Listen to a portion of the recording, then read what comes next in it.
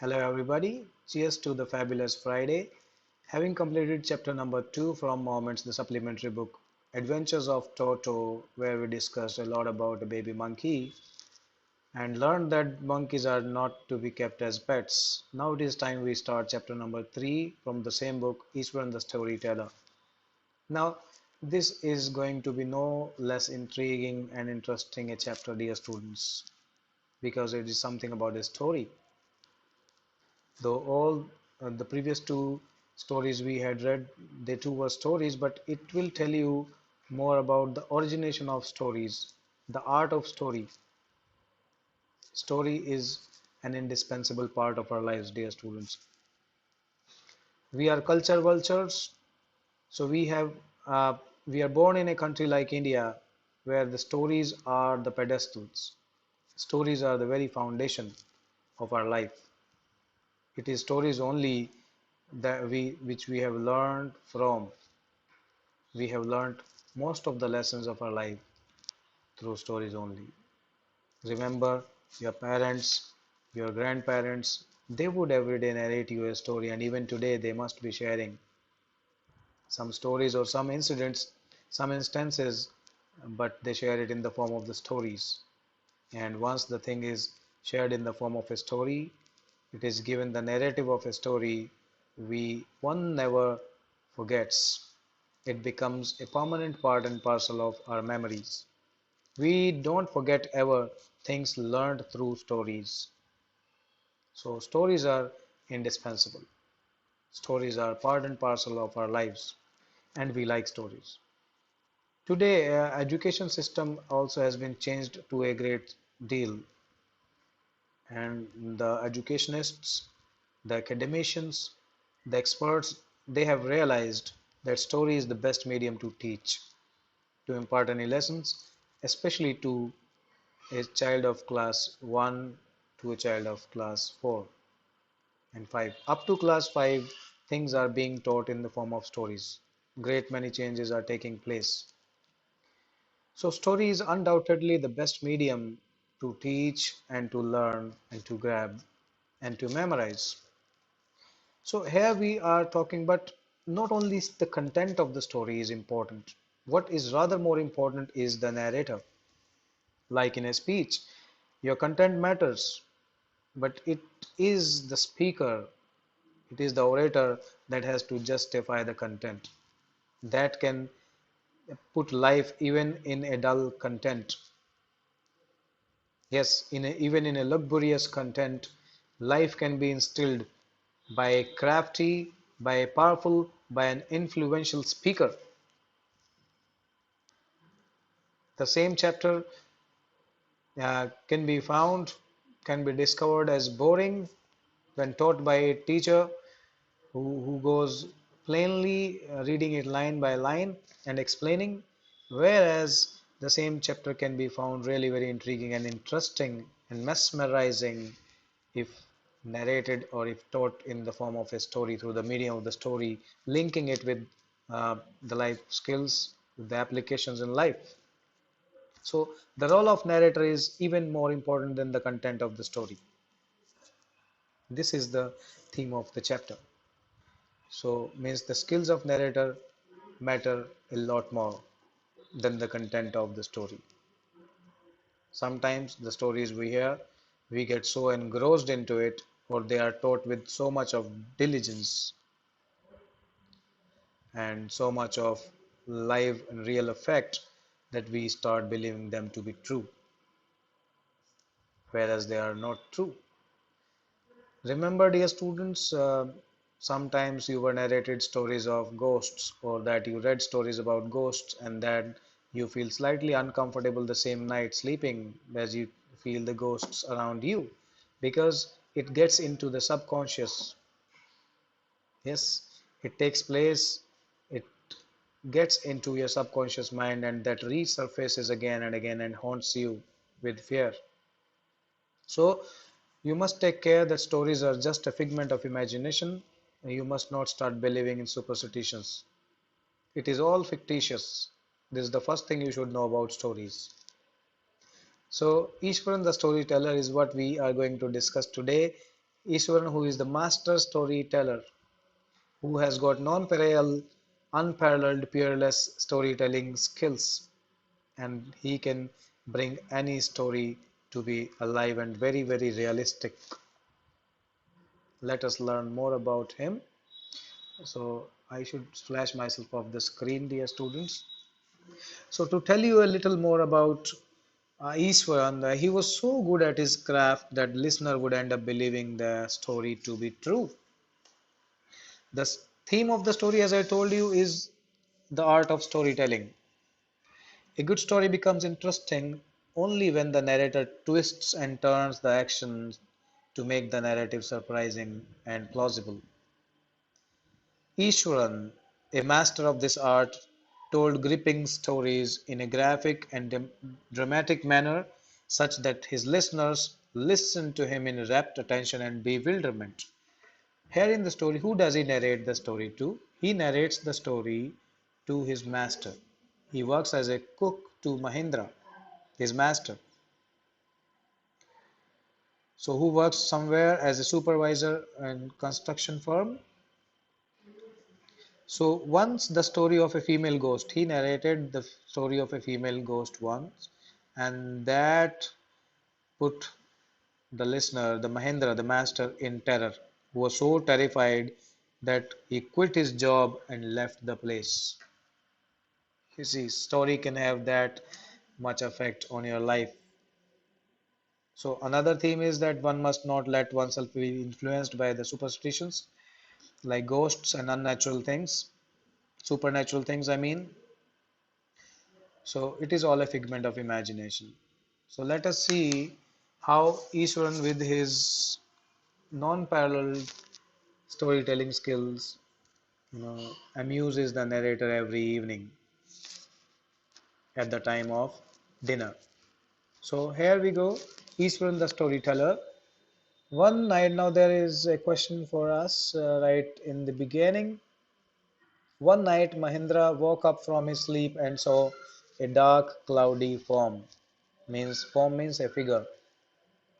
Even if you look at the wall, if you concentrate on any part of the wall, any patch of the wall for a long time, you can always see or discover a figure taking shape.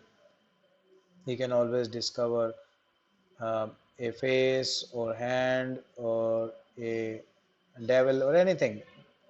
You can, because you can always paint it through your imagination. It lies in your minds, not on the wall. So the picture is painted into your mind. So Mahendra, once he saw that dark cloudly form in his room, he broke out into a cold sweat. A chill ran down his spine. He was sweating profusely out of fear. Was it a ghost? Is to be seen. Let us see if there is any relativity in the story and real life. Or was it so that the ghost Iswaran was talking about in his story really did exist and it really did haunt Mahindra? Let us find out, dear students. The story was narrated to Ganesh by a young man, Mahindra by name. Yes, learn it that this story was narrated to who? By Ganesh, to Ganesh by Mahindra.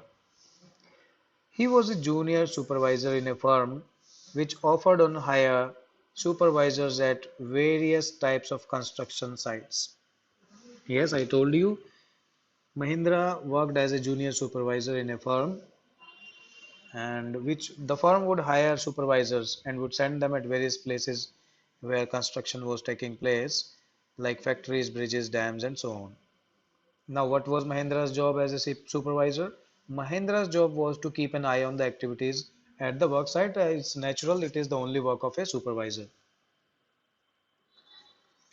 He had to keep moving from place to place every now and then, means very frequently, as directed by his head office.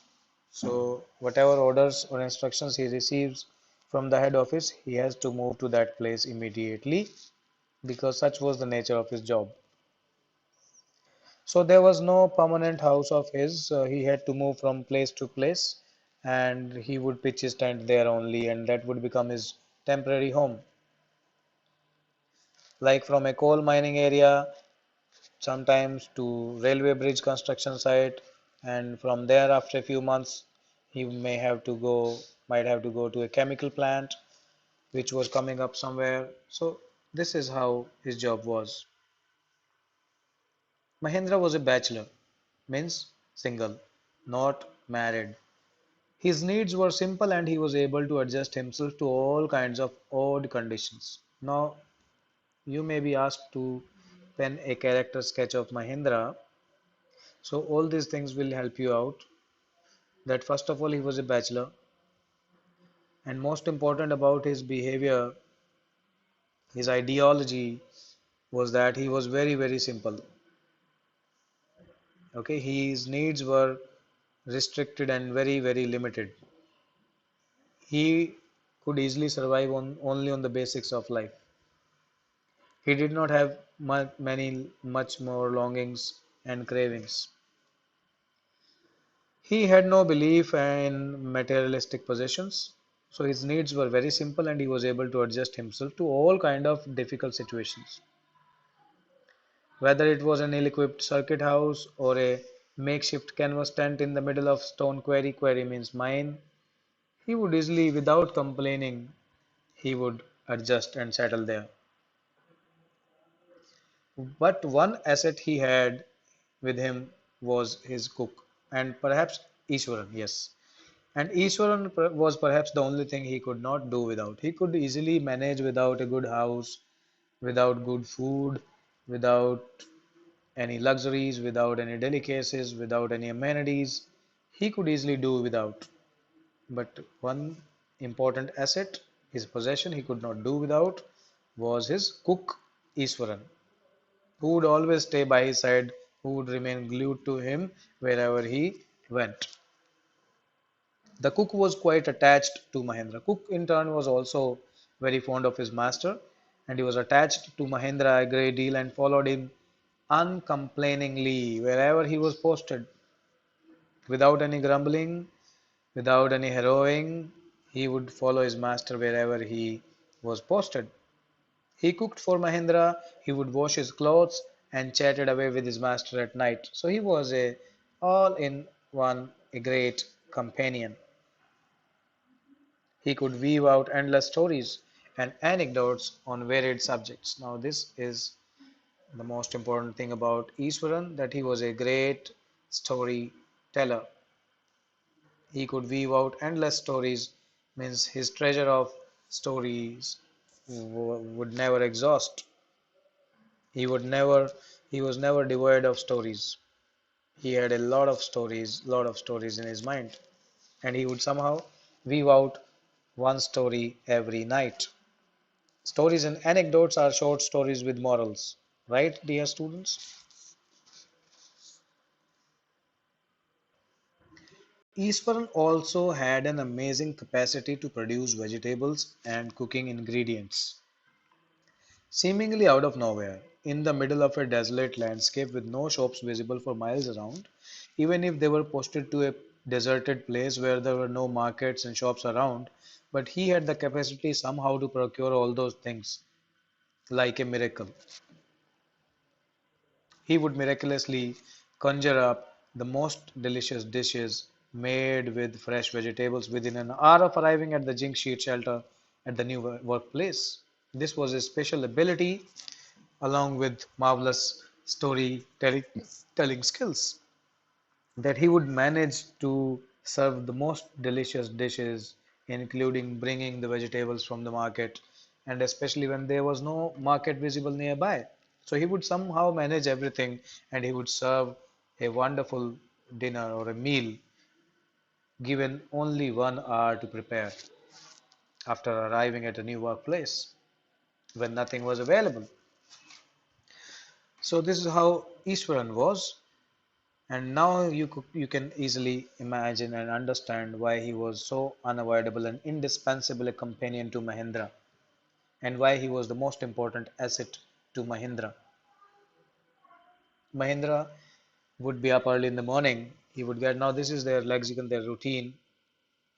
Mahendra would get up early in the morning and would leave for work after having breakfast. Breakfast that was prepared by Iswaran. Obviously, as he was the cook, carrying some prepared food with him. Iswaran would also pack a tiffin for Mahendra. Meanwhile, Iswaran would tidy up the shed, wash the clothes. Now, what would Iswaran do once Mahendra would leave for the job, for the work? In the meantime, Iswaran would do all the household chores. He would tidy up the shed, he would clean the shed, wash the clothes, and have a leisurely bath. Leisurely bath means he would take much time in taking bath. And then pouring several buckets of water over his head one after another, so it would take him much time to take bath. It was his habit to take a leisure bath, not in a haste. And while bathing, he would continuously mutter a prayer all the while. Muttering is to speaking in a low voice that is not audible to others. So speaking to oneself is muttering. It would be lunchtime by then, when he was done with bathing and all. After eating, he would read for a while before dozing off. Before sleeping, before taking a nap, he would read. And what would he read? The book was usually some popular Tamil thriller running to hundreds of pages. That thick books he used to read. He was fond of reading thrillers. Now, its imaginative descriptions and narrative flourishes would hold Iswaran in thrall. Now, thrall is excitement, a great deal of excitement and interest. The way the title, the way the characters are described, the situations are described, the descriptions would leave Iswaran beside himself, would amuse him to a great deal. So this is where a part of his learning coming from. Its imaginative descriptions and narrative flourishes would hold Iswaran in thrall, right?